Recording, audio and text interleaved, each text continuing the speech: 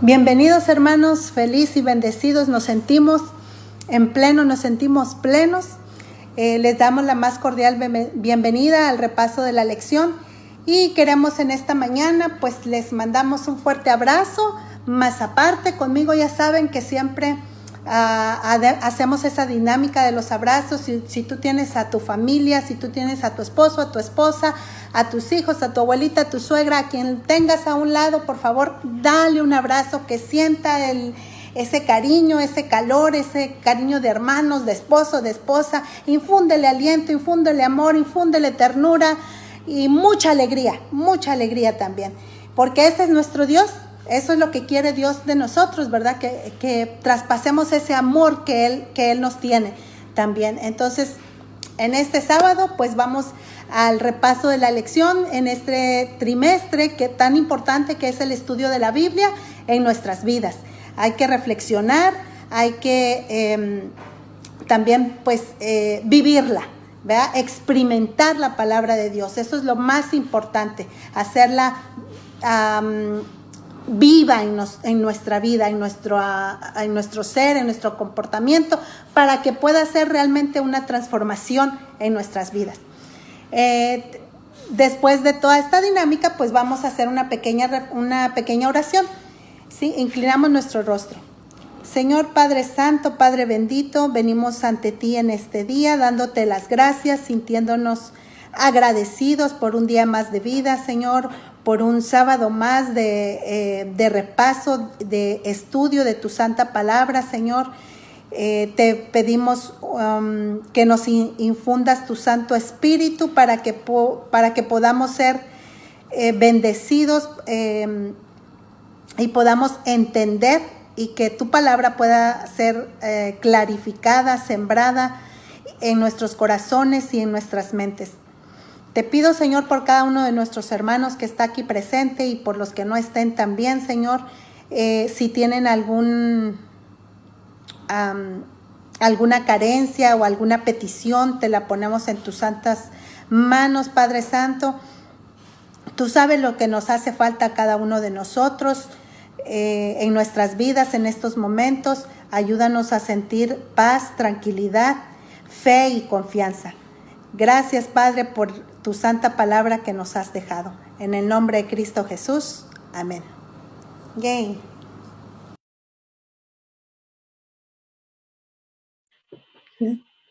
Muy buenos días a todos, bendiciones en este hermoso sábado de nuestro Dios. Estamos sumamente contentos de comenzar nuestra transmisión de la Iglesia Hispana de Plano en Texas, y es una alegría poder tener esta oportunidad de poder conectarnos a través de las redes sociales y poder comunicarnos, ¿verdad? Dentro de un evento tan difícil a nivel mundial, ¿verdad? Pero estamos confiados en que nuestro Dios está al control de todo. Así que vamos a comenzar saludando a las personas que se están conectando en esta mañana, ¿verdad?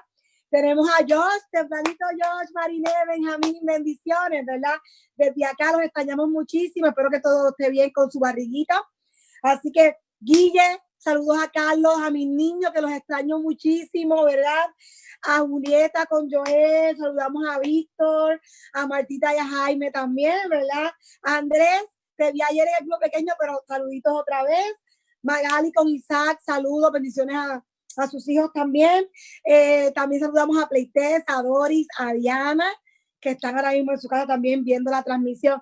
Víctor, extraño, ¿verdad? También te extraño muchísimo, así que bendiciones. Él nos dijo bendiciones en este soleado y bendecido sábado. Y es así como dice Salmos 19:1. Los cielos cuentan la gloria y el firmamento, la gloria de Dios, y el firmamento anuncia la obra de sus manos, ¿verdad? Dios tiene cosas maravillosas. Usted salga afuera al balcón, no tiene que salir a la calle, sino ver al balcón en su casa y ver las maravillas que Dios tiene en el cielo para usted y en la naturaleza, ¿verdad?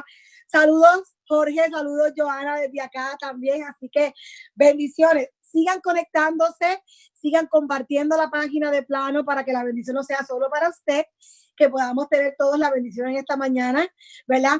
Si me ven con mi uniforme de conquistadores, es que estuvimos la noche, desde ayer por la noche hasta hoy, después, antes de la transmisión, estuvimos celebrando nuestro I Camporí. Sí, los que no han escuchado, es algo diferente que se hizo a nivel de Texas. Estuvimos acampando en nuestra sala, muchos acamparon en su patio, muchos acamparon, ¿verdad?, en diferentes lugares de la casa y estuvieron transmitiendo la conferencia de acá, todo el programa relacionado a música, unos mensajes hermosos y adicional a eso, los que nos inscribimos, tenemos unos retos que hacer el fin de semana para completar nuestro camporí. Así que nunca pensamos que tuvimos que hacer un camporí virtual, pero gracias a Dios que tenemos esta oportunidad y hemos compartido en familia, hemos acampado en la sala, hemos hecho muchas actividades desde anoche y tendremos otras el día de hoy, ¿verdad?, cuando tengamos la transmisión. Así que ha sido de gran bendición, de gran bendición. Así que conéctese. ¿Qué más comento por aquí? Rafael, Juanita, los extrañamos, son de nuestros hermanos mayores de la iglesia. Estamos contentos de que estén conectados también. Así que están nuestros hermanos Francisco y Milde con mis niños hermosos, ¿verdad? Camila y Panchito. También está Arelis conectada. Saludos a Arelis, a Naisha, a Lai, a nuestro Luis también, que siga Dios cuidando, ¿verdad?, su salud. Carlitos, saludos también, ¿verdad? Nilda, mamita, saludos desde acá. Jess y Raúl también, saludos para ellos que están saludando por aquí. Keilita, saludos. Felicidades a nuestros gemelos, porque el día de hoy es cumpleaños de verdad de nuestros gemelos de la iglesia, nuestros gemelos peruanos, ¿verdad? Edgar y Warner, felicidades a ellos y muchas bendiciones, ¿verdad? También saludamos por aquí a quien más habló. Paola, Luis Alexander Gutiérrez, bendiciones, ¿verdad? Gracias a Caranda por la hermosa bienvenida que nos dio y la hermosa oración, ¿verdad? Gracias a todo el equipo de Plano por hacer posible que esto se dé y usted también que está conectándose es parte de nuestro equipo, así que siga compartiendo, ¿verdad?, con nosotros en esta mañana la bendición. Siga dándole compartir al link para que usted pueda. Si no, al final de la programación tendremos nuestro link en YouTube, que usted puede también compartirlo más adelante. Quien no tenga Facebook pueda verlo en YouTube. Así que en esta mañana tenemos una persona muy, muy especial. Es una gran oportunidad, ¿verdad?, que podamos tener personas de otros países que se puedan conectar con nosotros. Y esta mañana tenemos una persona que es parte de la familia, porque es parte de la familia de nuestra hermana Keila Vivas, ¿verdad?, y Keila Segura.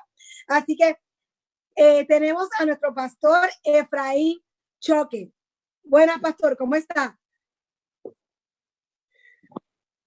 Buenos días. Aquí para nosotros casi es mediodía, pero buenos días para ustedes. Que Dios me los bendiga. Un saludo. Para mí es el gusto porque realmente este medio nos permite interactuar de diferentes países. Esta bendita, o no sé cómo quieran llamarlo, pandemia nos une a través de los medios de comunicación como nunca habíamos creído. Así es. Y hablaba con usted ahorita que es un día bien especial. Bueno, todos son especiales, todos los sábados son especiales para Dios y todo. Pero hoy tenemos la peculiaridad que tenemos dos dirigentes ministeriales, ¿verdad?, de nuestros diferentes lugares en el mundo. Y entiendo que usted me comentó que usted ahora mismo no está de pastor, pero sí es el secretario ministerial de la Unión, ¿verdad?, Boliviana, y dirige también el Ministerio de la Familia, ¿verdad?, si no me equivoco. Así es. Por la gracia de Dios estamos en esa función. Eso es así. Y ahí tenemos a su lado su esposa, que es nuestra familia también, porque ella es parte, ya que es hermana de nuestra hermana Keila. Saluditos aquí también, bendición. Así que bendiciones para ustedes como matrimonio, ¿verdad? Que Dios me los bendiga mucho. Así que en esta mañana vamos a tener la lección de nuestra escuela sabática dirigida por nuestro pastor Efraín Choque desde Bolivia. Así que usted puede poner en el chat las preguntas que usted crea necesaria y yo le voy a estar diciendo a nuestro pastor, ¿verdad?, qué preguntas tiene y él va contestando, ¿verdad?, brevemente, que él me mencionó para poder contestándole a todos las preguntas en esta mañana. Así que, pastor, adelante, el tiempo es suyo y el Señor lo va a utilizar como siempre lo ha utilizado como pastor. Así que bendiciones. Muchísimas gracias por esa hermosa bienvenida. Gracias a los hermanos de Pleno allí en Texas. Conozco la ciudad, pero no conozco evidentemente la iglesia, pero seguramente los hermanos que están conectados por las redes sociales están ansiosos de escuchar el repaso de la lección. Pero antes de comenzar, solamente un segundito para saludar a Wagner, a Edgar, que hoy están cumpliendo años. Quiero felicitarlos a mis sobrinos, que los queremos mucho, y saludar, por supuesto, a nuestra familia allí, a la familia de Keila, ¿verdad? Y es muy, muy, muy gratificante estar en este medio. Estamos con la familia dividida. Tengo una parte de familia en Perú, tengo otra familia en Ecuador, nosotros en Bolivia, ustedes allí en Estados Unidos, pero la tecnología nos une. Así que muchas gracias por esta oportunidad. Voy a iniciar el repaso de la lección de esta mañana haciendo una corta introducción. Yo creo que todos han estudiado, apenas este es un repaso. Creo que si nosotros tenemos un poquito de conocimiento sobre la Biblia principalmente, hemos visto que la sociedad moderna en realidad se caracteriza por ser posmoderno, por ser capaz relativista. Entonces, en ese contexto, la Biblia muchas veces ha sido puesta al lado. De hecho, esta lucha viene no de ahora, sino de mucho tiempo. Y cuando Jesús comenzó su predicación, su obra en esta tierra, obviamente él conocía el Antiguo Testamento. No existía la Biblia tal como nosotros tenemos hoy. Esto es así por el hecho de que el Nuevo Testamento todavía no había sido escrito. Por esta razón podemos decir ciertamente que para Jesús y los apóstoles la Biblia era el Antiguo Testamento. Generalmente ellos la llamaban como las Escrituras o simplemente, ¿no es cierto?, mencionando como la Torá, como los profetas y también, ¿no es cierto?, los salmos. Entonces, el uso que Jesús en su momento hizo de la Biblia necesariamente tiene que ver con una comprensión del Antiguo Testamento. Así que el título de la lección de esta semana es ¿cómo consideraban la Biblia Jesús y los apóstoles? Creo que es una pregunta que hay que responder en tres partes. Primero, ¿cómo usaba Jesús la Biblia? Creo que es una pregunta que debemos contestar. La segunda, ¿qué partes de la Biblia aceptaba Jesús? Y la tercera pregunta, posiblemente, ¿no es cierto?, contestar la pregunta, ¿cómo utilizaban los apóstoles en su tiempo el Antiguo Testamento? Así que rápidamente vamos a ir a la primera pregunta, ¿cómo Jesús utilizaba la Biblia? Yo quiero que mi esposa, que está a mi lado, pueda ayudarme a leer, porque antes de comenzar su ministerio, Jesús en esta tierra, evidentemente, como cualquier ser humano, tuvo una lucha tremenda. Fue tentado especialmente por Satanás.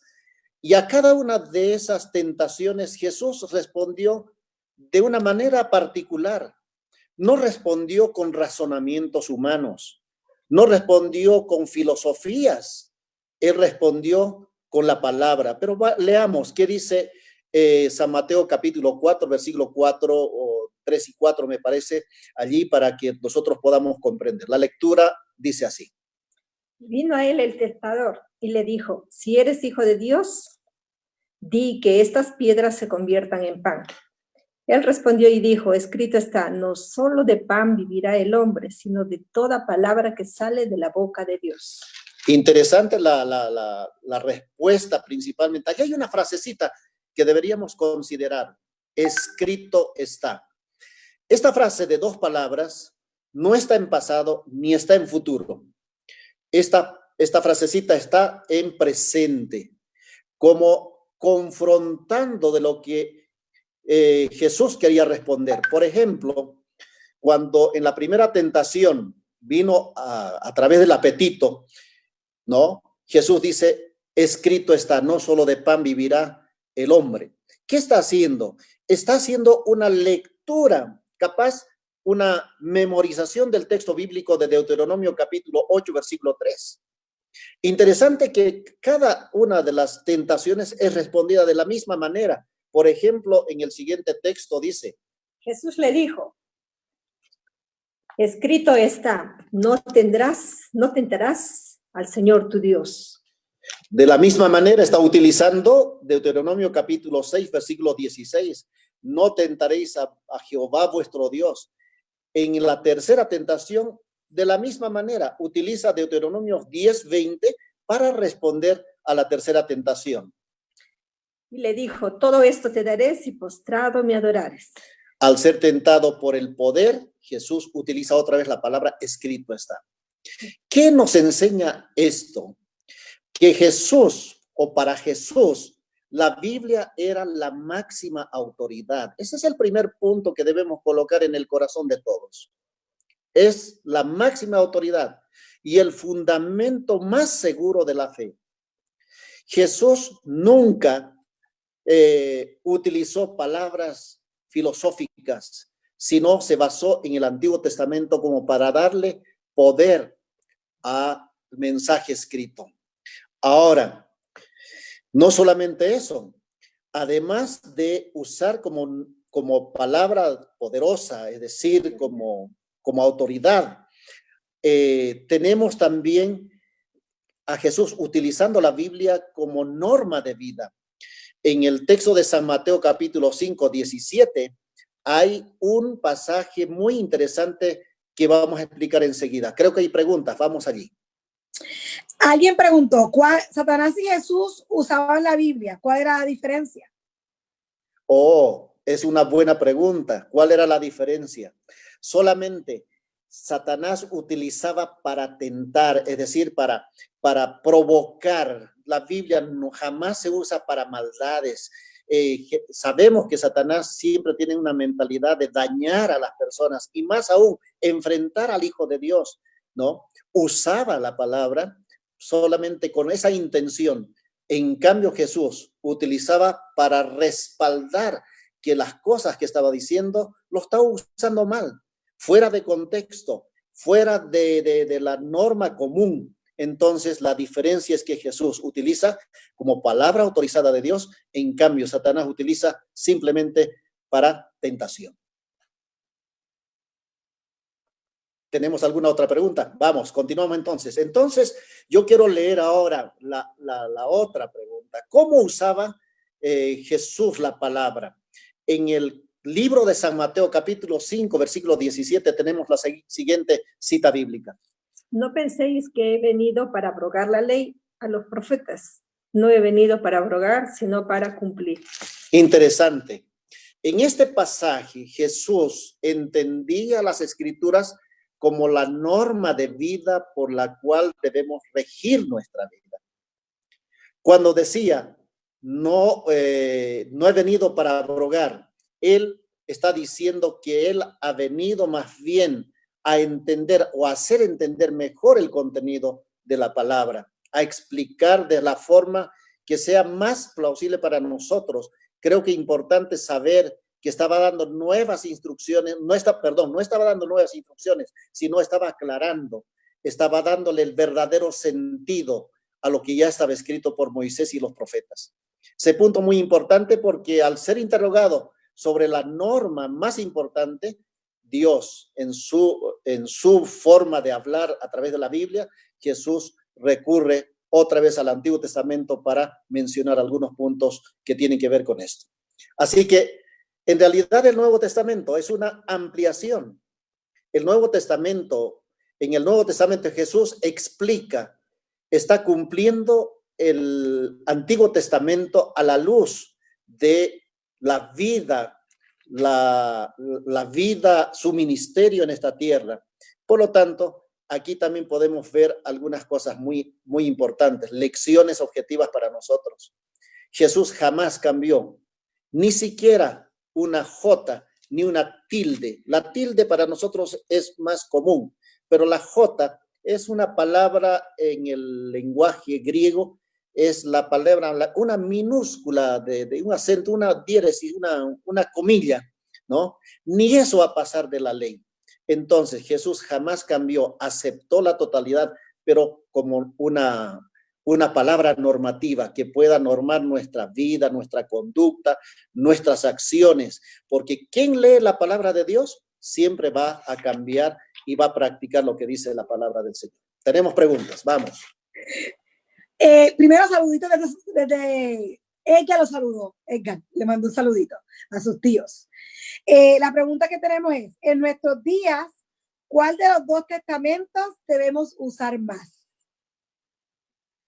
¿Cuál de los testamentos debemos buscar más? Usar más. Vamos a responder en el transcurso. Eso precisamente es el clímax de lo que yo quiero enfocar, ¿no? Capaz, acotando esa pregunta, puedo decir, ¿qué parte de la Biblia es aceptada por Jesús en su tiempo? Para esto yo quiero citar otro texto bíblico, porque la Biblia en su forma de ser interpretada debe entenderse de esta manera. San Lucas capítulo 24, versículo 44, si me están acompañando con sus Biblias, hay un texto interesante, ¿no? ¿Qué parte de la Biblia Jesús utilizó? O alguna parte simplemente, o la totalidad. ¿Y cómo estaba compuesta, no es cierto?, la conformación de los libros del Antiguo Testamento en el tiempo de Jesús. ¿Qué dice San Lucas 24, por favor? Y les dijo, estas son las palabras que os hablé, estando aún con vosotros, que era necesario que se cumpliese todo lo que está escrito en mí, en la ley de Moisés, en los profetas y en los salmos. ¿Qué parte del Antiguo Testamento utilizó Jesús? Y ahí voy a ir respondiendo la pregunta que se hizo allí. Aquí hay una mención importante de la ley de Moisés.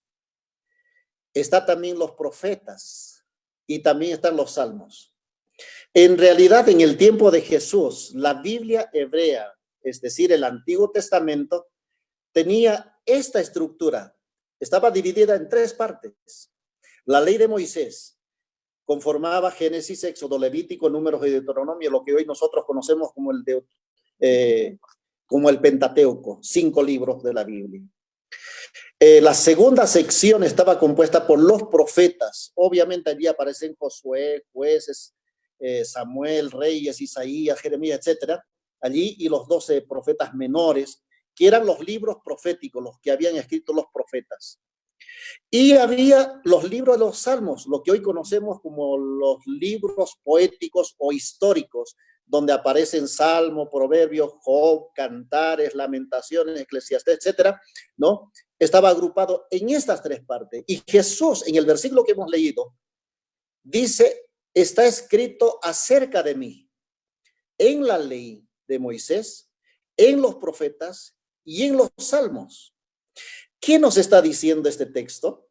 Nos está diciendo que Jesús utilizaba tanto el Pentateuco como los escritos proféticos, como los otros escritos. Es decir, ¿qué parte de la Biblia Jesús utilizó en su tiempo? Todo el Antiguo Testamento.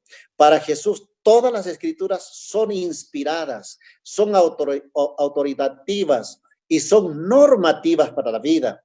Entonces, este es un punto importante. Y aquí podemos inferir para responder, ¿cuál es más importante? ¿El Antiguo o el Nuevo Testamento? Para nosotros hoy está más claro, porque el Antiguo Testamento hablaba acerca de Jesús y el Nuevo Testamento habla de los hechos de Jesús. Es decir, es profecía cumplida. Ambos tienen el mismo nivel. Cuando se canonizó las Sagradas Escrituras, se aceptaron 66 libros, ¿no? 39 en el Antiguo Testamento y 27 en el Nuevo Testamento. Y los 66 conforman de igual manera, inspiradas por Dios, tienen la misma autoridad y también tienen la característica de normar nuestra vida. ¿Hay alguna otra pregunta acá? Creo que hemos contestado eso, ambas son iguales. Continuamos entonces. El siguiente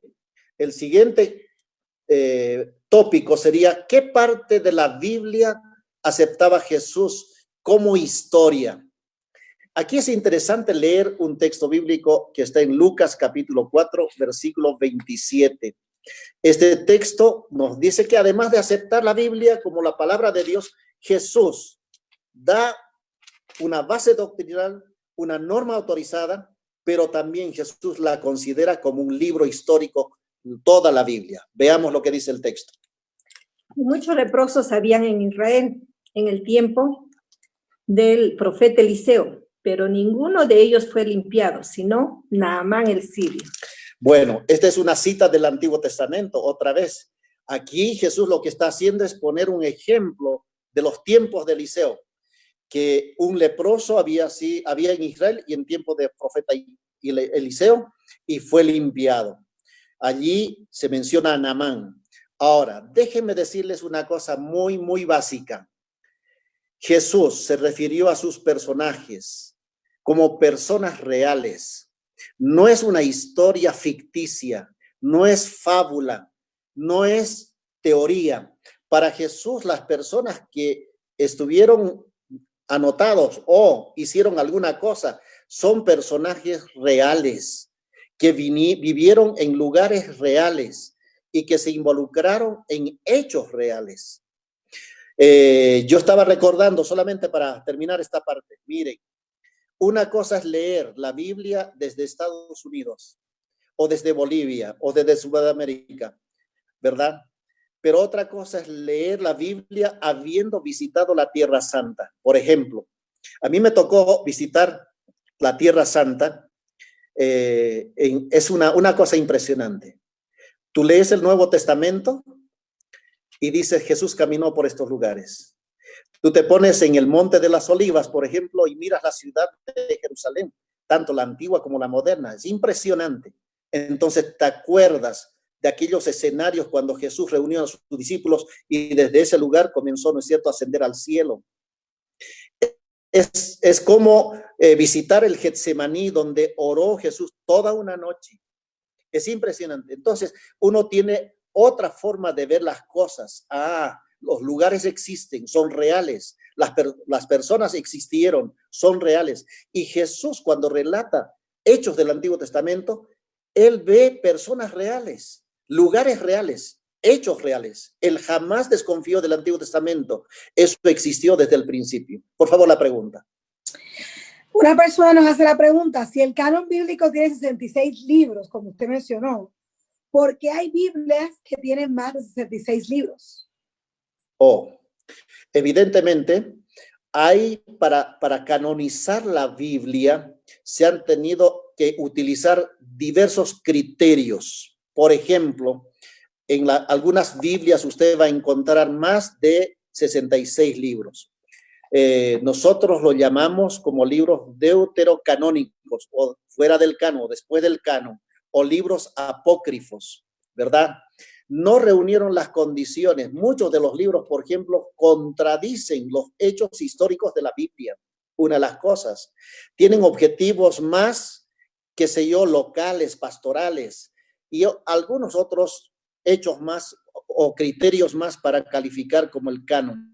Ahora, la canonización no fue hecha por una persona, sino por sabios, por estudiosos, para evaluar las características literarias, las características culturales, de tal manera que los 66 que tenemos no tienen ninguna contradicción. La Biblia no se contradice.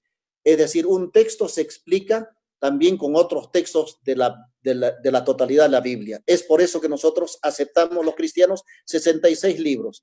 En las Biblias llamadas las Biblias católicas, evidentemente están incluidas, ¿no es cierto?, los libros deuterocanónicos o apócrifos, que tienen doctrinas que apoyan, por ejemplo, el estado de los muertos, que nada tiene que ver con la Biblia, con el resto de la Biblia. La Biblia dice los muertos nada saben, ¿no? Podemos comentar y argumentar sobre eso, pero esto fue canonizado en la historia como libros inspirados por Dios, y las otras cartas, evidentemente, algunos inclusive se quisieron meter a la fuerza al canon de la Biblia y no soportaron el criterio de la canonización. ¿Estamos ahí? Vamos, continuamos entonces. La siguiente cuestión para poder ampliar un poquito más la lección de esta semana tiene que ver qué parte de la Biblia aceptaba Jesús como historia. Es interesante que Jesús no se limitó solamente a hablar de un personaje. Y vamos a notar aquí que hay muchas citas, muchos personajes, pero leamos mejor lo que dice San Lucas capítulo 4, versículo 27. Ahí ya hemos leído ese texto, ¿verdad? Entonces, Jesús mencionó, por ejemplo, a Adán y Eva. Jesús mencionó a Abel, a Noé.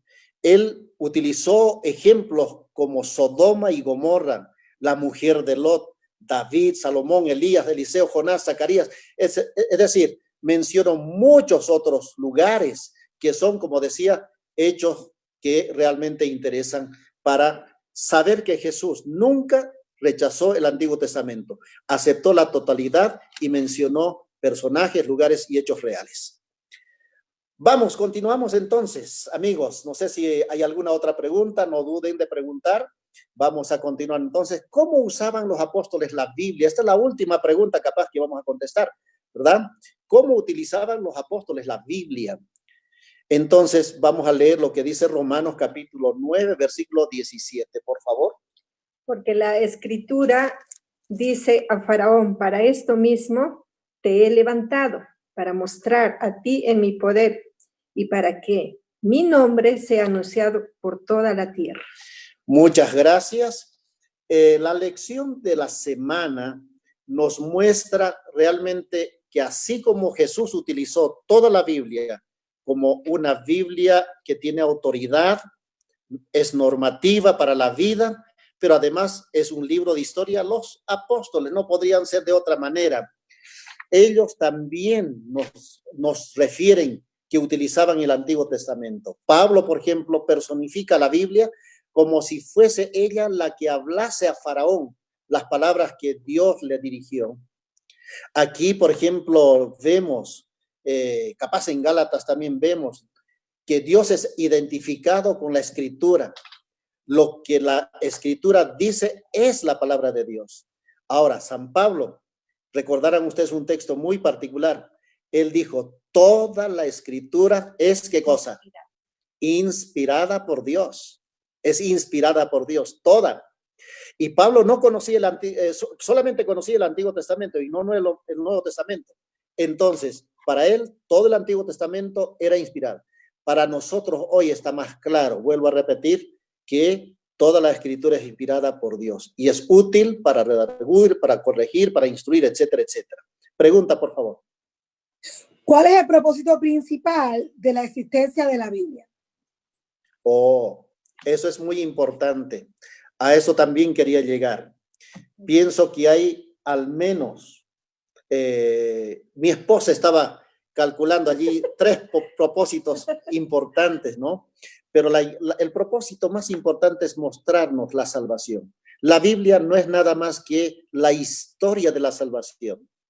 Está escrita por hombres de fe para hombres de fe. Uno puede querer buscar en la Biblia cosas científicas. Hay atisbos muy pequeños de la historia, también de la ciencia. Pero la Biblia principalmente es el libro de la salvación, es la historia de la salvación. El hombre fue creado perfecto, cometió un pecado, pero Jesús desde el principio, ¿no es cierto?, comenzó la obra de la redención. Ese es el mensaje y nos muestra que un día este mundo será liberado. Terminarán, ¿qué cosa? La maldad, las guerras, el hambre, esta peste que estamos viviendo, un día va a acabar. Entonces Jesús vendrá. Esa es la historia de la salvación básicamente. Entonces, en ese contexto creo que nosotros debemos leer. Nadie debe buscar otra cosa en la Biblia, sino esto es lo que estamos diciendo. Buscar también a un Dios infinito, ¿verdad? Ahí encontramos en la Biblia un Dios infinito y que también para nosotros es el fundamento de la fe. Y también podemos agregar el fin de toda controversia. Obviamente no es para controversia la Biblia, no es para confrontar una idea a otra idea, no. Busquemos a Jesús, que es la salvación. Esta pregunta es, para terminar las preguntas, ¿verdad? ¿Cómo entendemos el hecho de que toda la Escritura sea inspirada, incluso las partes que no necesariamente se aplican a nosotros hoy? La Biblia debe ser estudiada en su propio contexto. Aquí no se trata de aplicar a rajatabla o al pie de la letra algunos asuntos, sino hay principios. La Biblia siempre va a tener mensajes, pero como principios, ¿no? Como principios.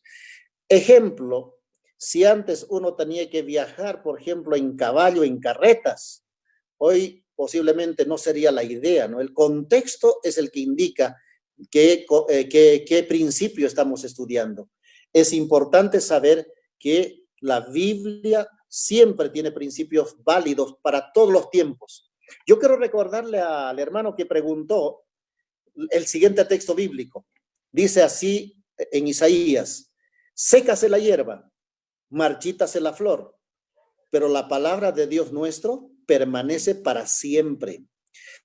Es decir, quien no acepta la inspiración de la Biblia, que es una interacción divina humana, posiblemente tenga ciertas preguntas, pero lo más importante es aceptar la Biblia como inspirada, como divina humana, útil para nosotros. Entonces, las cosas que aparentemente parecen impracticables son practicables, porque ahí está el principio para practicar.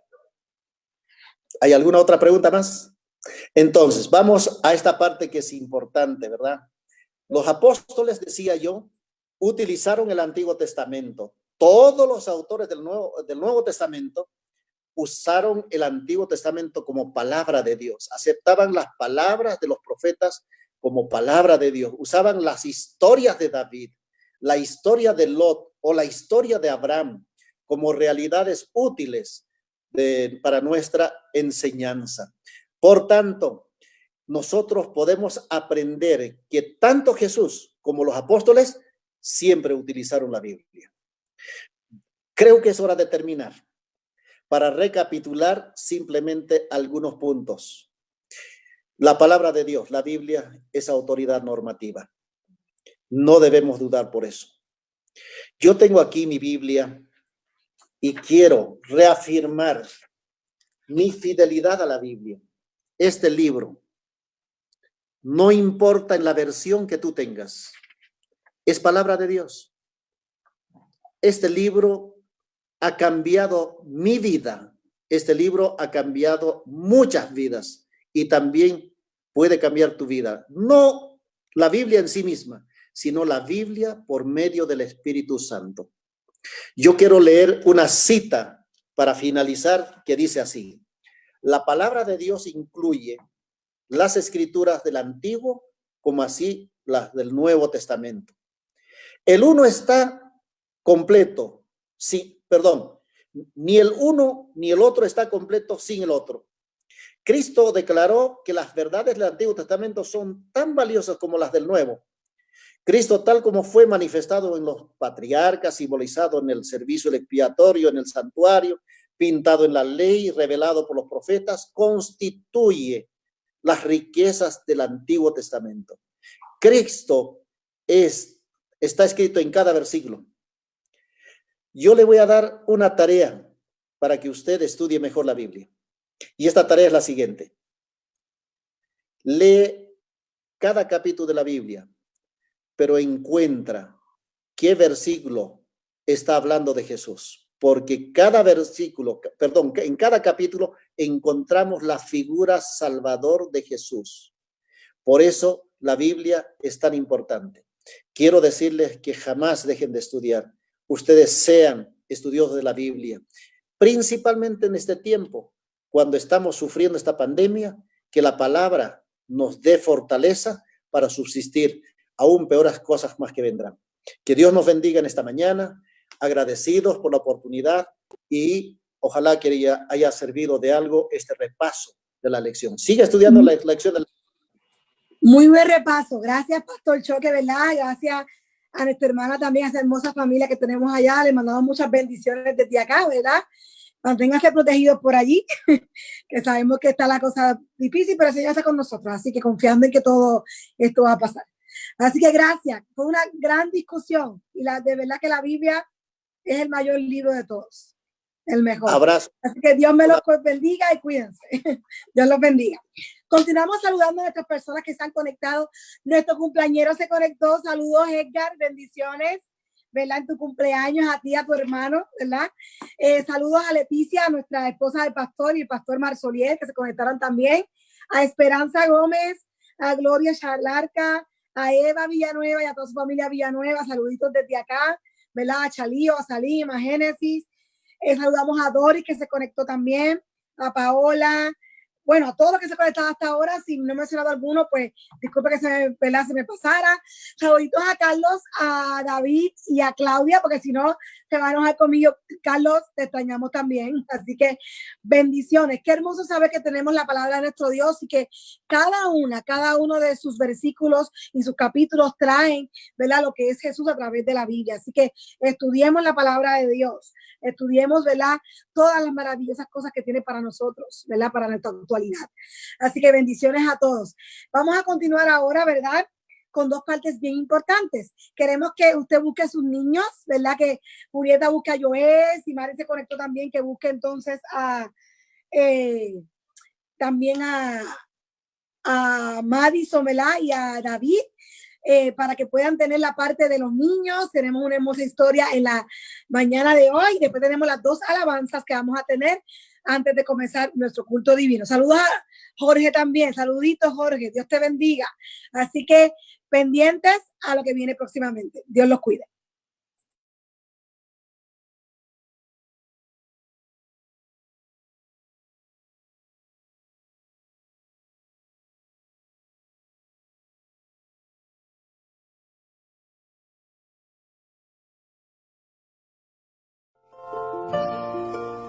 Abraham estaba sentado tranquilamente a la sombra de su tienda.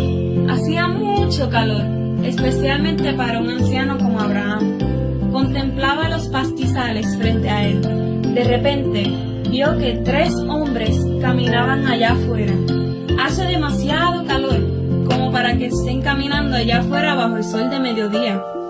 Abraham se levantó y apresuró sus pasos para saludar a los hombres. Por favor, quédense conmigo un rato,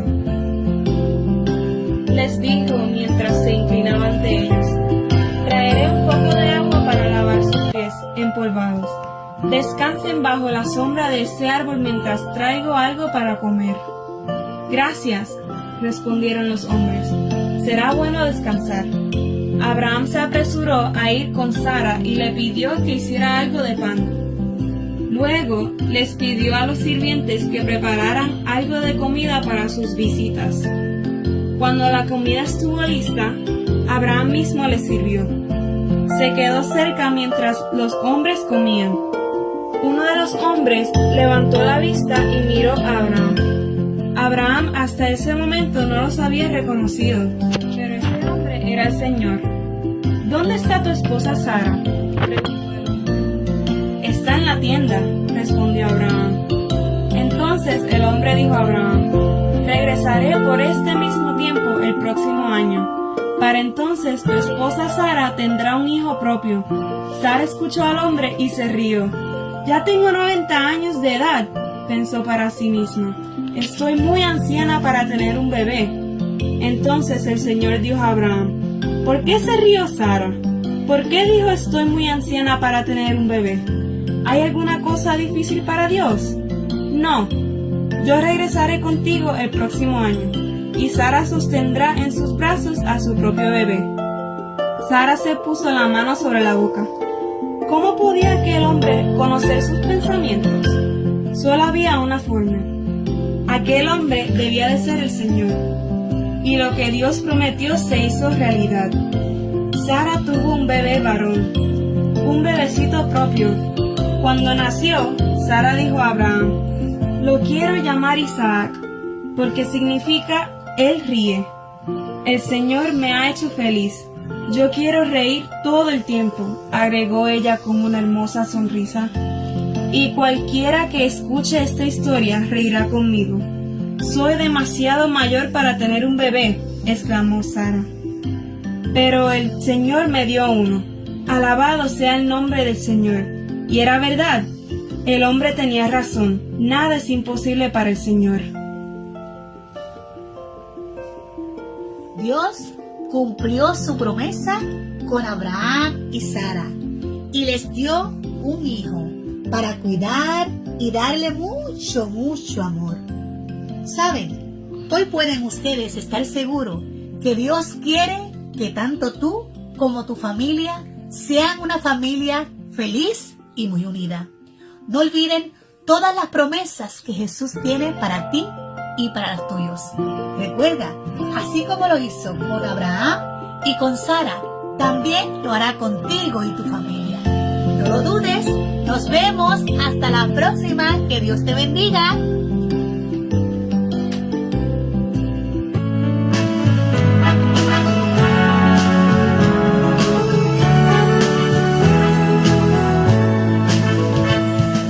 Cristo está llamando a niños de valor, niños que no teman vivir para el Señor, niños que sin miedo puedan enfrentar los gigantes de esta vida como David. Niños de fe, Cristo está llamando, niños de paz que vivan para Dios, niños que puedan con nosotros al mundo iluminar con la gracia y la ternura de Jesús. Cristo está llamando a niños de oración, niños que dependan cada día del Señor, niños que aprendan a confiar en Dios y que oren cada día como Daniel.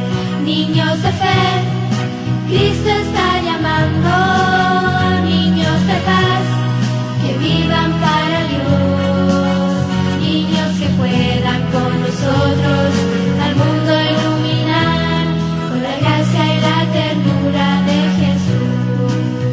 Niños de fe, Cristo está llamando, niños de paz que vivan para Dios, niños que puedan con nosotros al mundo iluminar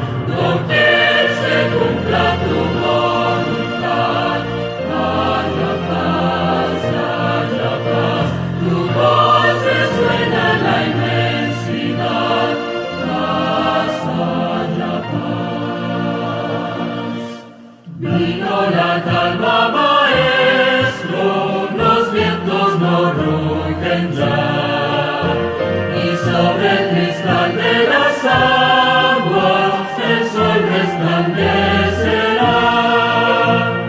Cristo prolongas la calma, no me abandones más. Cruzaré los abismos contigo al puerto de eterna paz. Los vientos, las sombras oirán tu voz. Calmas las sillas del negro mar, las luchas del alma las haces cesar, y así la barquilla no va el Señor, hundirse no puede en el mar traidor. No quieres que cumpla tu voluntad, haya paz, tu voz resuena en la inmensidad, paz, haya paz.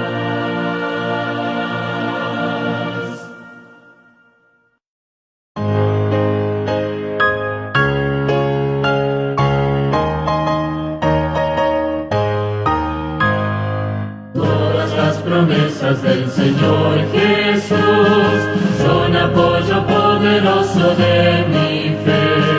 Mientras luche aquí buscando yo su luz, siempre en sus promesas confiaré. Grandes las promesas, fieles las promesas, todas las promesas que el Señor ha dado. Grandes las promesas, fieles las promesas, en ellas yo por siempre confiaré. Todas sus promesas para el hombre fiel, el Señor por su palabra cumplirá. Y confiado sé que para siempre en Él, dulce paz mi vida gozará. Grandes las promesas, fieles las promesas, todas las promesas que el Señor ha dado. Grandes las promesas, fieles las promesas, en ellas yo por siempre confiaré. Todas las promesas del Señor serán gozo y fuerza en nuestra vida terrenal. Ellas en la dura ley nos sostendrán y triunfar podremos sobre el mar. Grandes las promesas, fieles las promesas, todas las promesas que el Señor ha dado. Grandes las promesas, fieles las promesas, en ellas yo por siempre confiaré.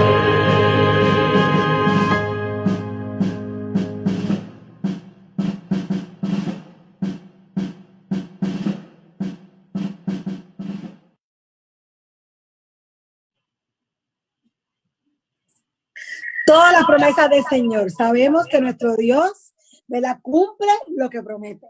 Así que vamos a salir, antes de llegar a nuestro tema de la mañana de hoy, saludamos a Cloti desde Puerto Rico. Ella es parte de mi familia, así que bendiciones, Cloti. Dios te cuide, Dios te bendiga. Saludos a Lito. Saludamos a Nancy Alvarado, saludamos a Víctor Damián. Víctor, saluditos. Saludamos a Mari Damián, a mis niños hermosos, que lo dijo ahorita, pero vuelvo y lo repito, ¿verdad? Extraño mucho a mis niños, así que bendiciones. También dice Víctor que saludos a Jessica. Mari dice feliz sábado a todos, así que feliz sábado a todos, familia, a los de plano, a los que están a través de las redes sociales, de donde sea, ¿verdad? Todo el mundo, que podamos estar en conexión con nuestro Dios en esta hermosa mañana de sábado. Y como mencioné ahorita, estamos celebrando un ICANN por ahí desde ayer, así que estamos con nuestro uniforme. Ahorita me voy a cambiar para el de aventurero porque ya sabemos que esto es varios clubes, así que bendiciones a todos, ¿verdad? En esta, ¿verdad?, mañana ya tuvimos a nuestro hermano Efraín Choque, nuestro pastor desde, ¿verdad?, Bolivia, y ahora tenemos a otro departamento. Saludos, Pastor Vladimiro de los Santos, desde acá, desde Texas. Muchas gracias, hermana. Dios le bendiga ricamente. Feliz sábado a todos los hermanos ahí de la Iglesia Hispana de Plano, Texas. Gracias. Gracias. Nuestro pastor Vladimiro, ¿desde dónde está? ¿Desde dónde está usted transmitiendo? Díganos. Estoy aquí desde mi casa. Sí, pero ¿desde qué? ¿Desde dónde? Ah, de la ciudad de Panamá. De la ciudad de Panamá. Sí, estamos todos en las casas, pastor. No queremos, pero aquí estamos. Gracias a Dios estamos, ¿verdad? Safe, a salvo, y estamos a velar alabando a nuestro Dios donde quiera que estemos. Así que eso es lo importante. Me corrige usted es departamental de publicaciones, ¿verdad? De Escuela Sabática y Ministerios Personales de Panamá. Sí, yo trabajo en la Asociación Metropolitana de Panamá como director de Ministerios Personales, Escuela Sabática, director de publicaciones, y soy el director asociado de Ministerios Personales y Escuela Sabática de la Unión Panameña. Muy bien. Que Dios bendiga, ¿verdad?, cada uno de sus ministerios. Yo sé que Dios lo puso ahí con su propósito y usted va a ser un siervo de Dios como hasta ahora lo ha hecho y va a cumplir todas las cosas que Dios le va a poner en su camino. Así que estamos bendecidos en esta mañana. Tuvimos desde Bolivia un departamental, tenemos a otro desde Panamá. Esa es la bendición que tenemos a través de las redes sociales, ¿verdad?, de poder conectarnos como hermanos, de poder traer la palabra de Dios a otros que necesitan, ¿verdad?, que se nos encomendó, ¿verdad?, llevar el evangelio a todas las esquinas del mundo, y estamos tratando, ¿verdad?, de poder continuar transmitiendo los mensajes de nuestro Dios, ¿verdad?, aunque no podamos estar, ¿verdad?, personal en nuestras iglesias, que podamos llevar el mensaje a otros que tanto lo necesitan en estos días, ¿verdad?, de tanta incertidumbre, tanto temor, ¿verdad?, pero sabemos que Dios es un remanso de paz. Dios está cuidándonos a través de todo este proceso y que Dios va, ¿verdad?, a poner todo en su lugar. Y Dios va a cumplir sus propósitos en la vida de cada uno de nosotros, que eso es lo importante. Así que bueno, pastor, no hay más que anunciarlo. El tiempo es suyo, ¿verdad? Que Dios utilice sus labios y sus palabras y que pueda traernos bendición en la mañana de hoy. Dios lo bendiga mucho. Muchas gracias, mi querida hermana. Antes que nada, quisiera agradecer al pastor Ronaldo Marsolier y a su cuerpo de ancianos, el hermano Isaac de Gracia, y los demás ancianos que no sé los nombres. Me gustaría haber tenido los nombres para agradecerles personalmente el privilegio y la oportunidad que me han dado de compartir en el momento del culto de adoración la palabra del Señor. También muchas gracias al hermano Luis Andino, que está ahí en la parte técnica con usted, su querida esposa Saraí. Así que muchas gracias, un saludo. No conozco a los hermanos de la iglesia de Plano. No sé si después que pase esta pandemia tendré el privilegio algún día de conocerlos. Por lo menos al hermano Isaac lo vi en la foto ahí del icono de su teléfono, y a usted. Si no es ahora, nos veremos en el cielo como quiera. Exacto, si no, entonces sí, nos vamos a ver en el cielo. Nuestros ancianos, está mi esposo que usted mencionó, Luis Andino, está Luis Rivera, que es nuestro primer anciano. Tenemos a Jorge, ¿verdad? Jorge, que es otro de nuestros ancianos también. Y Víctor Díaz. Y Víctor Díaz. Es que estoy hablando de que no se me olvide ninguno. Claro, Jorge Juárez y Víctor Díaz. Son los que bueno, un saludo muy especial a todos ellos. Gracias por el privilegio. Y bueno, espero que lo que vayamos a estudiar sea de mucha bendición para ustedes. Amén. Le decía a su esposo, al hermano Luis, y también se lo preguntaba al hermano Isaac, a una iglesia siempre me gusta preguntar qué quieren que les presente. Entonces me dijo el hermano Isaac, bueno, un tema ahí que usted vea que es relacionado a la situación. Me puse a orar, me puse a meditar, y en esta mañana quiero invitarles a tener un estudio basado en el capítulo 24 de Mateo. Como hablaba con su esposo anoche, le decía, he visto en las redes sociales, no sé, nosotros los adventistas tenemos un ADN indiscutible, único en el mundo, y algunos con esta situación de la pandemia han comenzado a mandar videos y cosas, pero lamentablemente muchos de esos videos son sensacionalistas, no realmente no reflejan lo que dice exactamente la palabra de Dios. Y entonces por ahí se están difundiendo videos de algunos que lamentablemente ya no están dentro de la iglesia, como David Gates, Hugo Gambetta y otros más. No estoy mencionando los nombres para hacerle propaganda, sino para que ustedes sepan que no debieran estar utilizando tiempo para ver ese material porque los va a confundir. Entonces, esta mañana vamos a hacer dos cosas. he preparado para la primera parte un PowerPoint que ahora el hermano Luis va, cuando compartamos la pantalla, vamos a usarlo como guía de nuestro estudio, porque quiero que sea más una clase que un sermón. Y cuando lleguemos, completemos la primera parte, entonces sí vamos a tomar la Biblia y leer en la segunda parte algunos versículos para sacar las conclusiones. Así que voy a comenzar a compartir la pantalla. Ahí tenemos la pantalla. Creo que todos, después que el hermano haga el enlace técnico, ¿se ve bien? Ok, muchas gracias. Mucha gente se ha estado preguntando, ¿es esta la crisis final? Y quiero repetir las palabras que el pastor Ted Wilson nos dijera. Y me imagino que ustedes pueden ver eso en Facebook, ha sido subido a Facebook. Todos los miércoles los directores de escuelas sabáticas y ministerios personales de todo el mundo, de las diferentes uniones de las 13 divisiones de la iglesia, nos unimos a las 7 de la mañana para orar en los 100 días de oración. Y el pastor Wilson estuvo en la segunda reunión y él dijo lo siguiente, quiero usar sus palabras, esta no es la crisis final. Que posiblemente pueda conducirnos a algunos eventos que nos lleven a la crisis final, esa es otra cosa. Entonces yo quiero, aquí, basándome en Mateo 24, especialmente, yo quiero dar pie a que podamos analizar un versículo que nos va a ayudar a entender todo el capítulo 24 de Mateo, porque si queremos respuesta, debemos estarla buscando en Mateo 24, en el libro de Daniel, en el libro de Apocalipsis, en 2 de Tesalonicenses 2 y en los libros proféticos del Antiguo Testamento. Hermano Luis, no sé cómo puedo pasar la... ¿Usted es el que pasa la vista o las paso yo?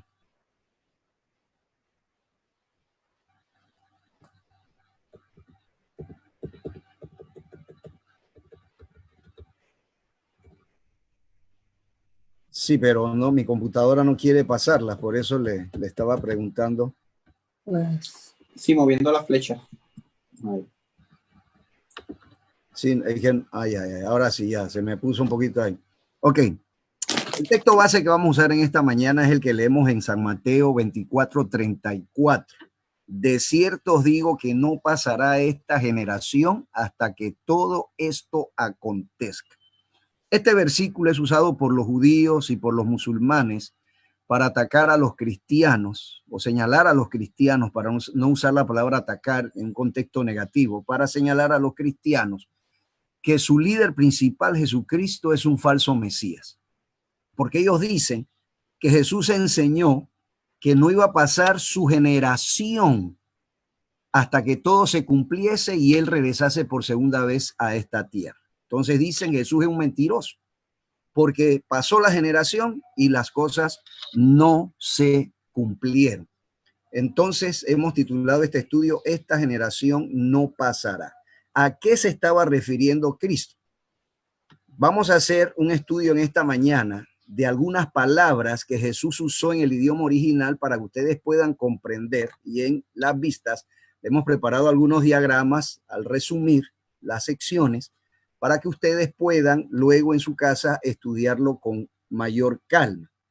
Por ejemplo, noten lo que dice ahí en San Mateo capítulo 24 versículos 1 al 3. Dice, cuando Jesús salió del templo y se iba, se acercaron sus discípulos para mostrarle los edificios del templo. Dice, Señor, mira qué hermosos son estos edificios. Y como dijo el pastor Choque en la lección de escuela sabática, cuando uno viaja a Jerusalén y ve lo que fue el contexto histórico del ministerio de Cristo, queda uno maravillado. Cuando uno ve las enormes rocas que forman parte del fundamento del templo, y cuando uno ve algunas fotos de lo que posiblemente fue el templo, y allá en la Universidad Hebrea en Jerusalén, tienen una maqueta enorme de lo que era la ciudad de Jerusalén en los tiempos de Cristo. Uno puede ver la gloria que tenía el templo. Entonces, cuando ellos le hicieron esa demostración a Jesús, miren cómo respondió Jesús. Versículo 2. Respondiendo, él les dijo, ¿veis todo esto? De cierto os digo que no quedará aquí piedra sobre piedra que no sea derribada. Eso sacudió a los discípulos. Sacudió a los discípulos. Y entonces ellos hicieron dos preguntas. Y yo quiero llevar su atención porque generalmente hemos leído este versículo como que es una sola declaración. Y vamos a ver que son dos preguntas diferentes y que se están usando palabras diferentes en el idioma original, y en eso va a consistir nuestro estudio. Dice el versículo número 2. ¿Veis todo esto?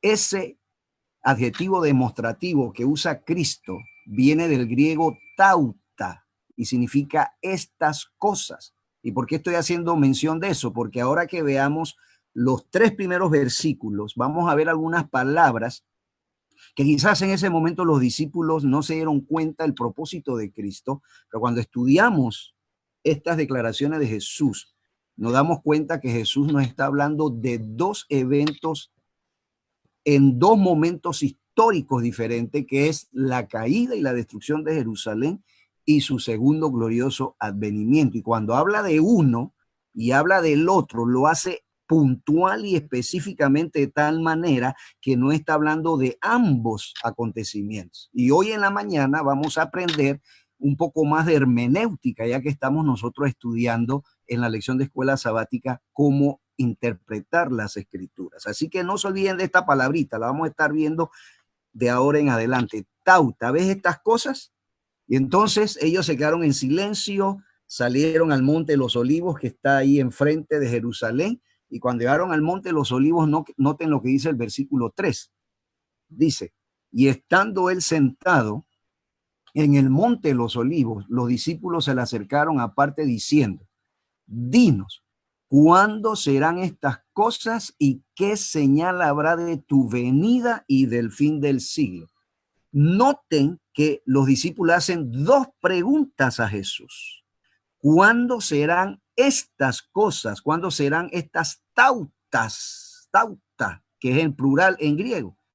¿Y qué señal? Y noten que cuando se presenta la palabra señal, aunque hoy no vamos a estudiar esa palabra, solamente se la estoy introduciendo. ¿Qué señal? Está hablando en singular, no en plural. Generalmente decimos las señales de la venida de Cristo, pero Jesús dice que hay una señal nada más de su venida y del fin del siglo. Entonces, ¿qué tenemos aquí? Que estamos, voy a mover un poco aquí el cuadrito para que pueda yo ver la diapositiva completa. Estamos aquí que Jesús está usando tres palabras diferentes. Estas cosas que viene del griego tauta, y los discípulos usan la palabra ¿qué señal habrá de tu venida? Que es la palabra griega parusía, y del fin del siglo, que es la palabra griega sinteleia. ¿Por qué son importantes esas palabras? Vamos a ver por qué. Entonces aquí le he presentado un cuadro que es crucial, importante, para poder interpretar el capítulo 24 de Mateo. Nos presenta el patrón de los términos de las palabras claves que se usan en los tres primeros versículos. Y esto nos divide en un doble patrón, el patrón o la sección A y la sección o patrón B.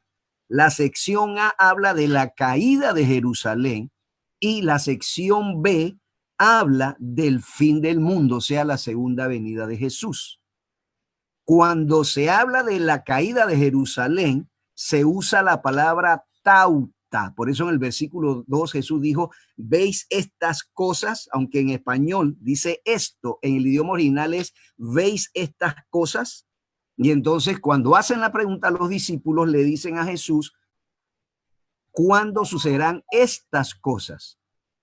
Y entonces dicen, ¿y cuál será la señal de tu parusía, de tu venida y del fin, de la sinteleia, del fin del siglo? ¿Por qué son importantes considerar estas palabras? Porque como dije, se divide en un doble patrón que se repite dos veces en Mateo 24. Tenemos el patrón A, B y el A1, B1. Vamos a ver que Jesús en Mateo 24 habla dos veces de la destrucción de Jerusalén, de la caída y destrucción de Jerusalén, y dos veces de la venida gloriosa de Él en las nubes de los cielos. Y vamos a comenzar a ver esos patrones rápidamente. Vamos a Mateo 24, vamos a ver el patrón A. La primera sección en la cual Jesús habla de la destrucción de Jerusalén es de los versículos 4 al 20. No lo vamos a leer todos porque el tiempo no nos da, sino que voy a hacer mención de uno que otro versículo clave. Entonces, ¿qué tenemos? Tenemos el versículo 8. Noten lo que dice el versículo 8. Dice, y todo esto será principio de dolores. La palabra esto, aunque está en español en singular, en el idioma original es nuevamente tauta, que es todas estas cosas será principio de dolores. Por eso Jesús dice que no es el fin. Por eso en el versículo 6 dice, y oiréis de guerras y rumores de guerras, mirad que no os turbéis, porque es necesario que todo esto acontezca, pero aún no es el fin. Pero la palabra fin aquí no es sinteleia que usa Jesús para referirse a su segunda gloriosa venida, sino que la palabra griega telos. Y esa palabra telos la usa Jesús en los evangelios y aquí en Mateo 24 para hablar del fin de Jerusalén.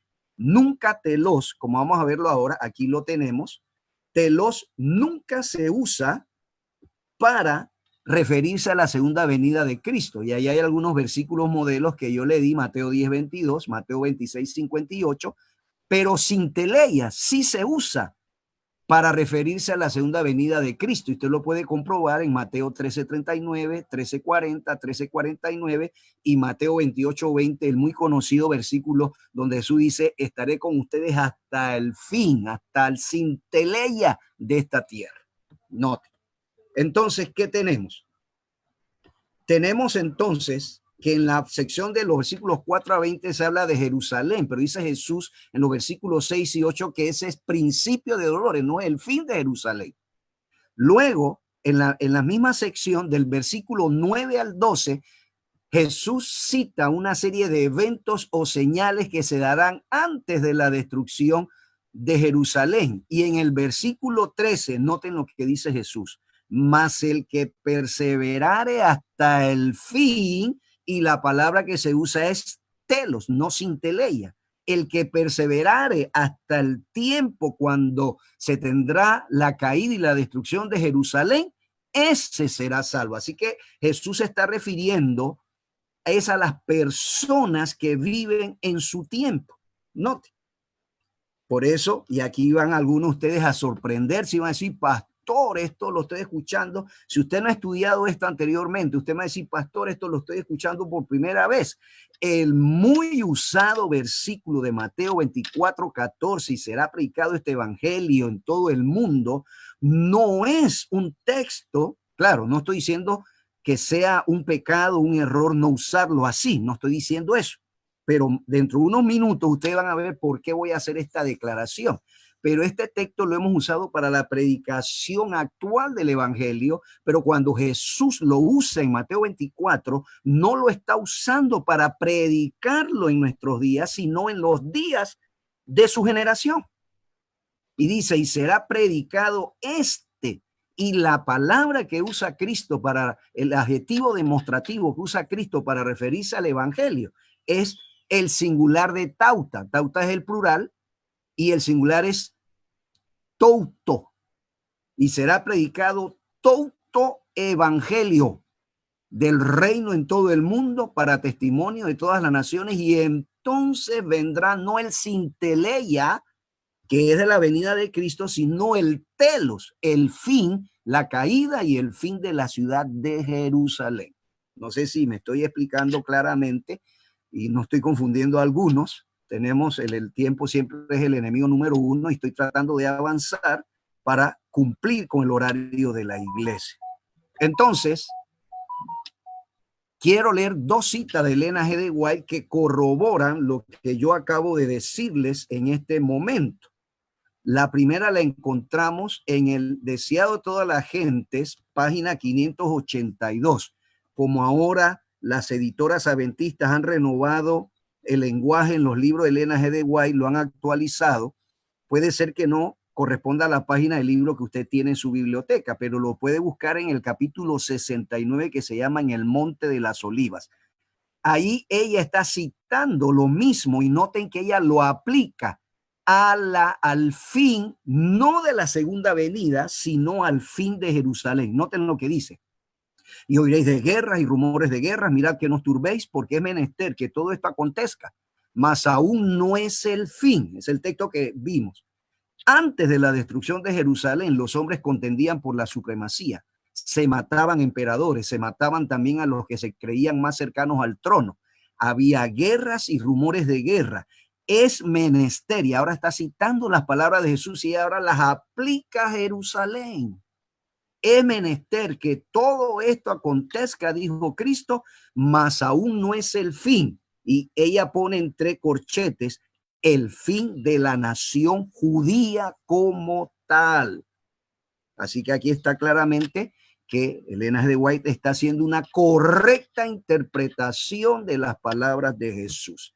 La segunda cita está en el mismo libro, en el mismo capítulo, ahora en la página 587, y dice así. Y noten el lenguaje que usa Elena G. de White, y ahora le voy a enseñar un punto fundamental en cuanto a hermenéutica bíblica. En la profecía referente a la destrucción de Jerusalén, Cristo dijo, y por haberse multiplicado la maldad, la caridad, o sea, el amor de muchos se resfriará, mas el que perseverare hasta el fin, ese será salvo. Noten que ese fin es telos, no sinteleia. Y será predicado este evangelio del reino en todo el mundo para testimonio a todos los gentiles. Y entonces vendrá el telos, no el sinteleia, el telos, el fin de Jerusalén, como lo leímos en la cita anterior. Noten estas palabras que he remarcado en rojo. Esta profecía volverá a cumplirse. La abundante iniquidad de aquel día haya su contraparte. Noten lo que está hablando Elena G. White, su contraparte en esta generación, o sea, en nuestra generación. Entonces, ¿qué quiero resumir al presentarle esto? Tengamos cuidado, queridos ancianos y predicadores, instructores bíblicos, evangelistas laicos. Cuando usted predique Mateo 24, no puede decir que Mateo 24 es una profecía con o una profecía de doble cumplimiento, porque usted estaría cayendo en un error hermenéutico que se llama principio apotelesmático, que fue el problema que tuvo este caballero que le he puesto ahí, el doctor Desmond Ford, que fue un gran teólogo adventista, pero en la década de los 80 él cuestionó la doctrina del santuario celestial en su propia iglesia. Él ya murió el año pasado, el 11 de marzo del 2019, y esta fue una experiencia que llevó a la iglesia a profundizar su creencia y su estudio de la doctrina del santuario. Entonces, ¿cómo podemos decir, pastor? Bueno, al final del tema le voy a decir cómo se dice correctamente. Vamos a avanzar rápidamente. Entonces, luego tenemos los versículos 15 al 20, que son los eventos previos a la caída de Jerusalén. Y en el versículo 15 y 16 Jesús hace una advertencia. Dice, por tanto, cuando veáis el lugar santo, la abominación desoladora de que habló el profeta Daniel, el que le entienda, entonces los que están en Judea huyan a los montes. Lucas nos dice, nos ayuda a conocer a qué se estaba refiriendo Cristo. Cristo estaba diciendo, según Lucas 21, 20 y 21, cuando vieres a Jerusalén rodeada de ejército, sabed entonces que su destrucción ha llegado. Entonces los que estén en Judea huyan a los montes y los que estén en medio de ella váyanse y los que estén en los campos no entren en ella. Entonces noten cómo el versículo 22, el versículo que sigue, habla de qué se tratan esos días cuando llegan los ejércitos romanos a rodear Jerusalén.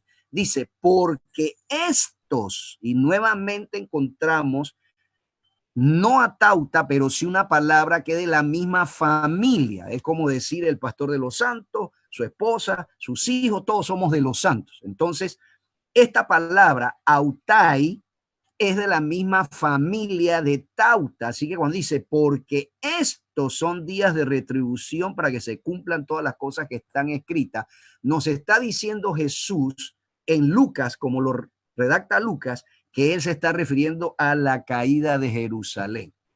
Ahora, hay un texto que tenemos que considerar y se lo voy a explicar rapidito para que no se confundan si algún estudioso de eso que le gusta torcer las escrituras se lo presenta. Mateo 24, 19 dice, mas hay de las que están encintas y de las que crían en aquellos días. Y que se repite en Lucas 21, 23. Aquí no se usa tauta, sino se usa otro sustantivo, o otro adjetivo, mejor dicho, demostrativo, que no habla de estos días, sino de esos días que están lejanos. Y entonces algunos se puede confundir y decir, bueno, pero aquí está hablando Jesús de su segunda venida. Y no, hay una explicación. La palabra que se usa es ekeinais. Note, se lee en ekeinais tais gemerias. Está diciendo en aquellos días. Y Lucas repite, pero noten que Lucas, que no es judío y escribe su evangelio a los gentiles, él sí explica, el Espíritu Santo lo llevó a poner que estas palabras se aplican al pueblo de Israel. Él lo dice, mas hay de las que están encintas y de las que críen en aquellos días, porque habrá gran calamidad en la tierra e ira sobre este pueblo. Está hablando determinantemente, puntualmente del pueblo de Israel. Entonces, ¿cómo explicamos que hay un uso único de aquellos o esos días en un contexto donde se habla de este día, estos días y estos? Pues los eruditos han llegado a la conclusión que ese es un reconocimiento del gran dolor, del gran lamento que van a experimentar las que estén encintas y las que estén amamantando, porque entonces el evangelista está diciendo en esos días dentro de 40 años, noten, como vamos a ver ahora dentro de un par de minutos, Jesús está hablando en el año 30 y una generación es de 40 años. Así que lo que está haciendo Mateo y Lucas es diciendo, mira, dentro de 40 años, las encintas y las que estén amamantando van a tener una terrible experiencia si no huyen de Jerusalén. Entonces aquí tenemos el cuadro que resume la primera sección.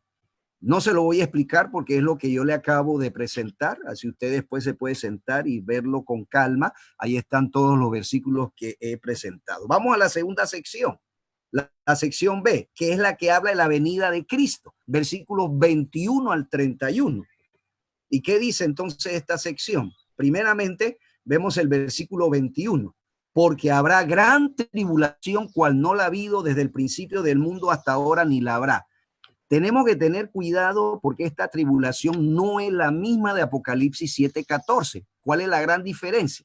Que en Mateo se dice habrá una gran tribulación, pero en Apocalipsis la tribulación lleva un artículo definido y dice Apocalipsis, esta es la gran tribulación. Así que estamos hablando de dos tribulaciones diferentes. Note, esta tribulación no tiene que ver con la caída ni la destrucción de Jerusalén, tiene que ver con el periodo de la venida de Cristo Jesús. Y aquí le hice un cuadrito que voy a explicárselo rápidamente.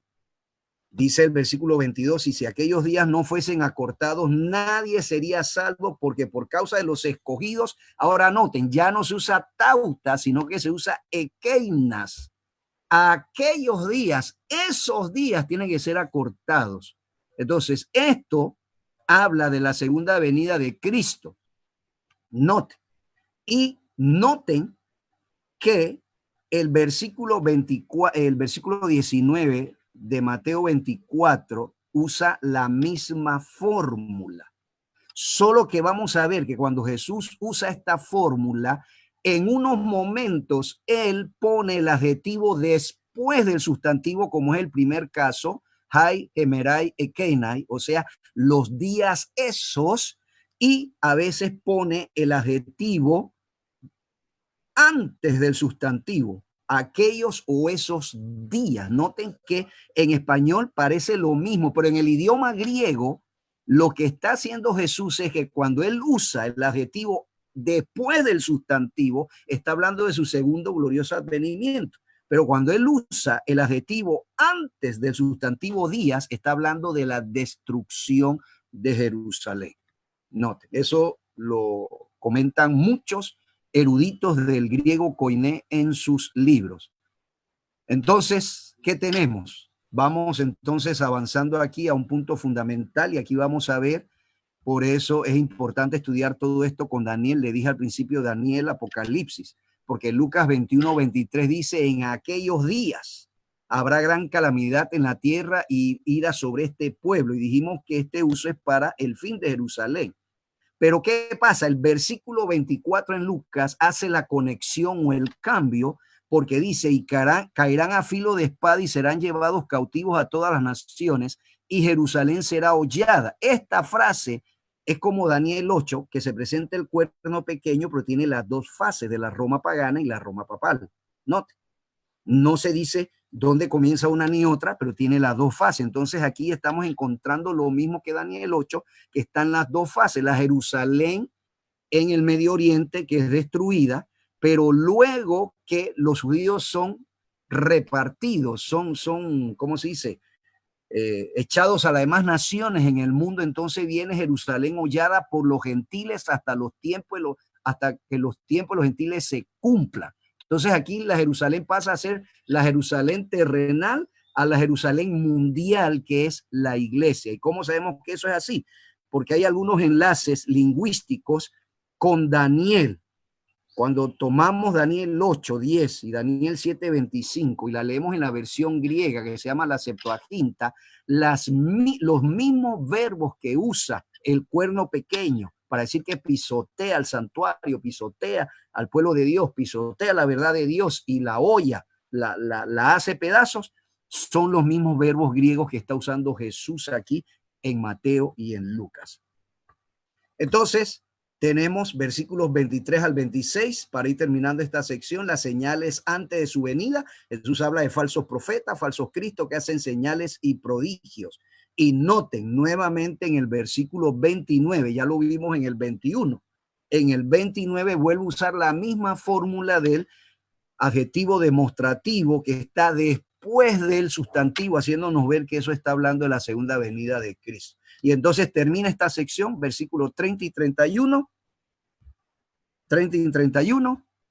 con la anhelada venida de Cristo Jesús en las nubes de los cielos. Y entonces aquí terminamos la sección y aquí le puse entonces un cuadrito explicativo, que es el resumen de lo que vemos en esta sección. Y aquí terminamos entonces el cuadro y vamos a volver entonces, hermano Luis, acá a la pantalla, porque entonces vamos ahora a tomar la Biblia.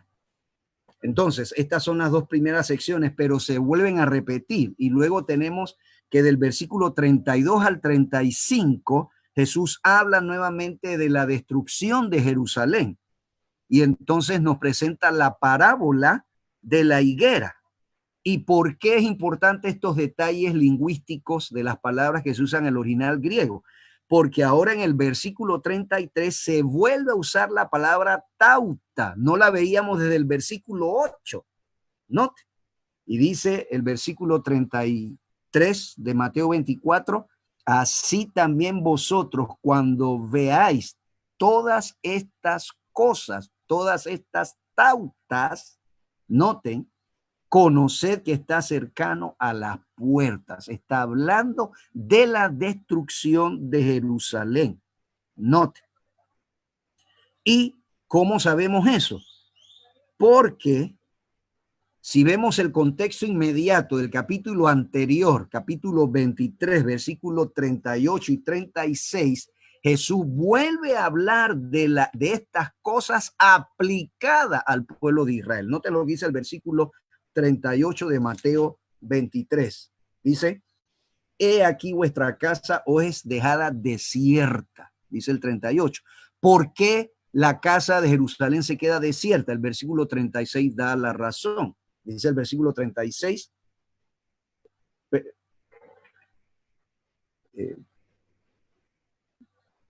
No, sí, déjeme ver un momentito aquí. Me he confundido. 36, sí. De cierto os digo que todo esto, y aquí se va a usar la palabra tauta, está en plural en el idioma original. Todas estas cosas vendrán sobre quién dice, no en el fin del mundo, sino sobre esta generación. Y entonces, ¿qué tenemos? que el versículo 35 no es una mentira. Cuando Jesús dijo, esta generación no pasará sin que esto acontezca, esto suceda primero, hablando de la caída de Jerusalén, el versículo 36 de Mateo 23 nos está confirmando que Jesús está hablando de su generación en la caída de Jerusalén. Así que Jesús fue un verdadero profeta, porque así como lo profetizó, se cumplieron los eventos y entonces cayó Jerusalén en el año 70. No olviden que por la experiencia del desierto, leemos allá en Números 14, número 32, Deuteronomio 1, que el Señor dice, esta generación que no creyó no va a entrar a la tierra prometida. Y entonces murió esa generación, que fueron 40 años que estuvieron en el desierto. Entonces, si Jesús está hablando en el año 30 y se le suman 40 años, exactamente nos lleva al año 70, que fue el año en que Jerusalén fue destruida. Y entonces el versículo 35 de Mateo 24 hace la transición a la segunda sección que habla de la venida de Cristo. Noten lo que dice el versículo 35. El cielo y la tierra pasarán, mas mis palabras no pasarán. Y entonces del versículo 36 al 44 encontramos que Jesús vuelve a la segunda sección, a la B1, vimos la A1 ahora, B1, a hablar de su segundo glorioso advenimiento. ¿Y por qué sabemos que está hablando de eso? Porque si usted lee el versículo 37, el versículo 39, el 42 y el 44, está hablando del segundo glorioso advenimiento de Jesús. Entonces, ¿qué tenemos en resumen, mis apreciados hermanos de la iglesia de Plano? Tenemos dos secciones que se repiten dos veces en Mateo 24. La sección A, que es la destrucción de Jerusalén, la primera sección A es del versículo 4 al 20. La sección B, que es la venida de Cristo, entonces del versículo 21 al 31. Pero luego, versículos 32 al 35, tiene la sección A1, que es nuevamente donde Jesús está hablando de la destrucción de Jerusalén.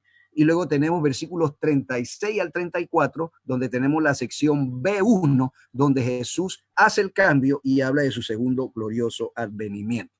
Ahora, usted nos dijo al principio, pastor, y estoy ya terminando, voy a explicar este último puntito y leer una cita del conflicto de los siglos y terminamos nuestro estudio.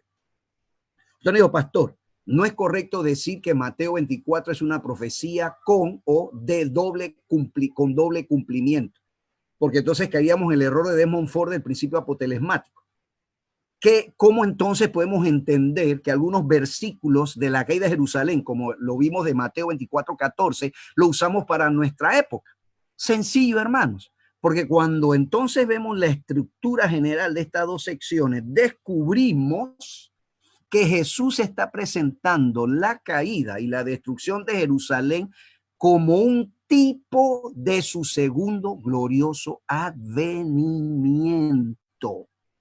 Entonces, como la caída de Jerusalén es un tipo de la segunda venida de Jesús, entonces las mismas experiencias que se dieron en Jerusalén se dan ahora más ampliadamente a nivel mundial en el mundo y con la iglesia. Entonces, podemos entonces aplicar, porque como la caída de Jerusalén es un tipo de la venida de Cristo, del fin del mundo, entonces podemos aplicar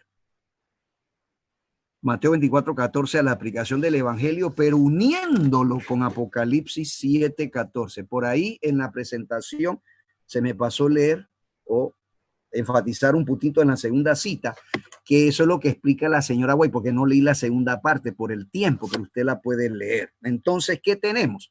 Que si usted compara las dos secciones, las cuatro secciones, dos de Jerusalén y dos de la venida de Cristo, y las compara, se va a dar cuenta que tienen la misma estructura y se la doy rapidito.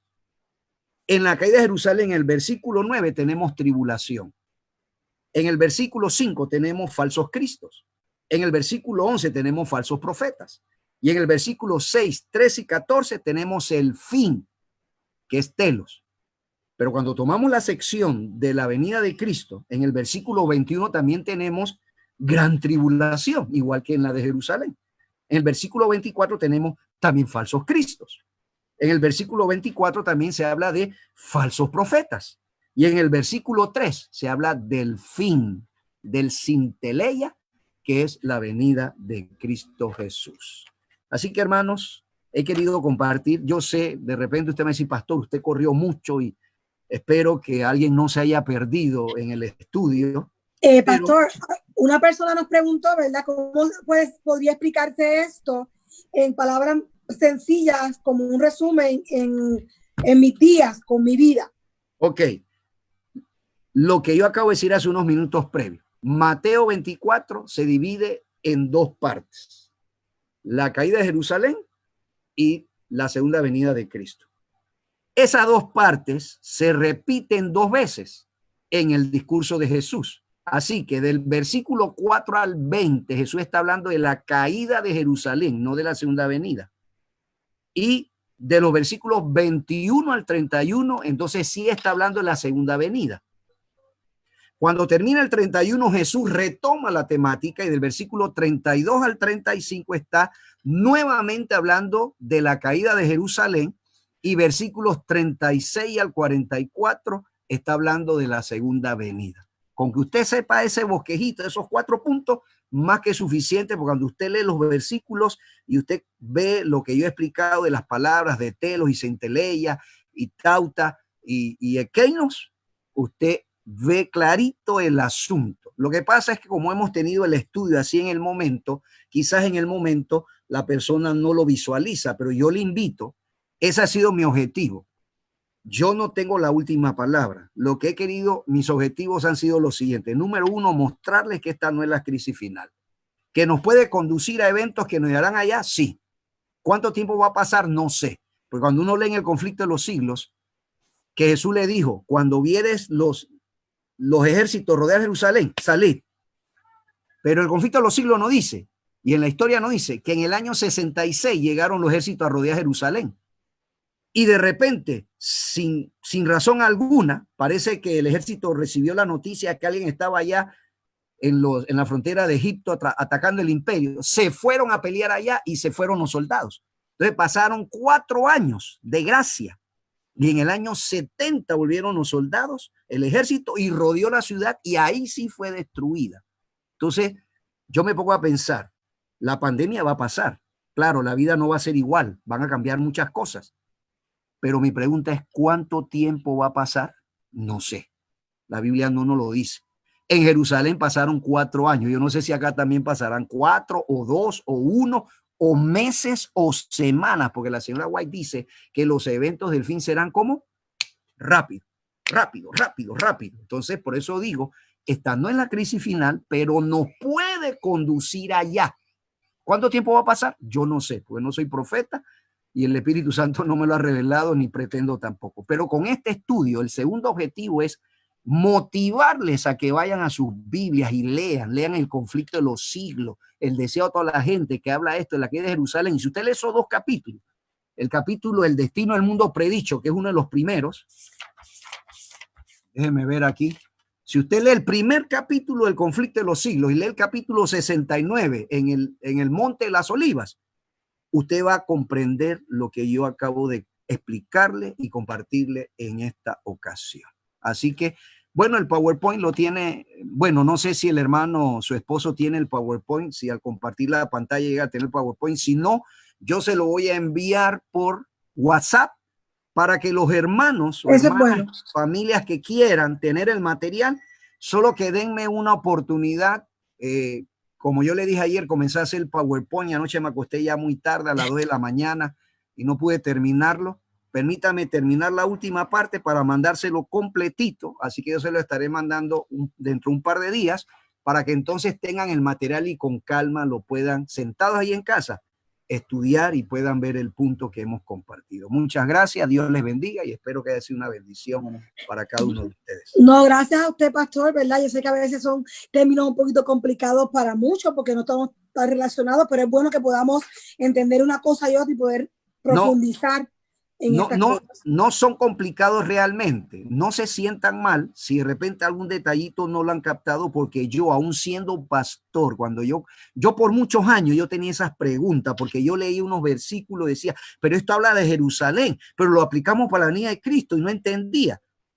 hasta que estoy sacando un doctorado en ministerio, y cuando fui a una clase, tuve un tremendo profesor cubano, el doctor Abner Hernández, que ahora está enseñando en Montemorelos. Él tiene un PhD en historia eclesiástica, esa es su especialidad. Nos dio una clase de historia de interpretación adventista, y la clase fue tan extraordinaria que me abrió los ojos. Entonces yo tomé el material y comencé a estudiarlo, y estaba igual que muchos de ustedes ahorita. Uy, lo que presentó el pastor, ay, no, mejor no lo hubieran invitado, nos enredó. No, estaba igualito, igualito. Pero cuando yo me senté y comencé a estudiar paso a paso y leí el conflicto de los siglos y el deseo de toda la gente, me quedó clarito. Así que por eso yo me comprometo a enviarle el material y le voy a mandar los capítulos que deben estudiar juntamente con el PowerPoint para que les quede bien clarito el tema. Lo que debe tener claro los que me escucharon esta mañana es que hay dos secciones que se repiten dos veces, una de la caída de Jerusalén y otra la segunda venida, y no se mezclan, cada una tiene su característica, porque la caída de Jerusalén es tipo, es símbolo de la venida de Cristo, y por eso es que Mateo 24:14 lo podemos aplicar con Apocalipsis 7:14:6 a la aplicación del Evangelio. Muchas gracias. Así es. Gracias, pastor. ¿Podría entonces dirigirnos en oración para culminar la mañana de hoy? Vamos a orar. Gracias. Amado Padre, muchas gracias por habernos dado la oportunidad de estar aquí con los hermanos de la iglesia de Plano, Texas. Permite pues que este estudio mueva a nuestros hermanos y a las familias de esa iglesia a un estudio más cercano, más profundo de lo que tu palabra nos dice acerca de estos días. Hay mucha gente que son charlatanas y están diciendo cosas que no están fundamentadas en tu palabra, pero llévanos a tu palabra, que ahí es la luz que guía nuestro camino, es la lámpara que alumbra nuestro sendero. Bendice a los líderes, al pastor y a los ancianos para que en este momento de pandemia puedan conducir la iglesia con sabiduría y cada familia tenga la paz y la seguridad que cuando venga Jesús le podemos ver cara a cara en las nubes de los cielos para ir a morar con él a la ciudad eterna, la Nueva Jerusalén. Porque lo pedimos y agradecemos en nombre de Cristo Jesús. Amén. Amén.